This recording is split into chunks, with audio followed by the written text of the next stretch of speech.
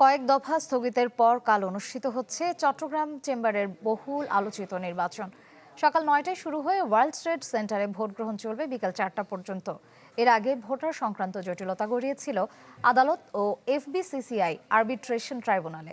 সেখান থেকে নিষ্পত্তির পর শনিবার ভোট গ্রহণের তারিখ ঘোষণা করেন নির্বাচনী বোর্ড। এতে ২৪টি পরিচালক পদের মধ্যে ১৮টি ভোট হবে। চেম্বারের সর্বশেষ নির্বাচন হয় ২০১৩ সালে। এরপর সবকটি কমিটি হয় বিনা ভোটে। ২০২৪ সালের ৫ আগস্টের পর থেকে প্রতিষ্ঠানটি চলছে প্রশাসক দিয়ে। এবার মোট ভোটার ৬,৫০০।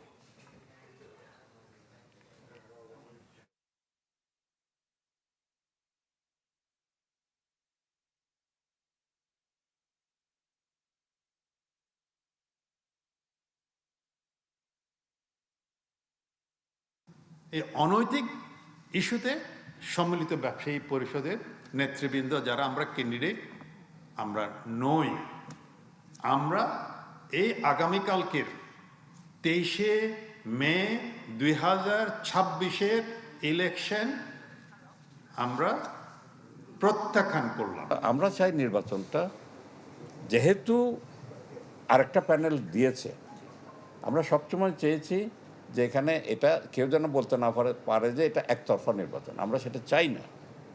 আমরা চাই এখানে প্রতিদ্বন্দ্ব হয়ে যারা জিতে তাদের থেকেও যদি আসে, আমাদের থেকেও আসে, দরকার সবাই মিলে আমরা একসাথে কাজ করব।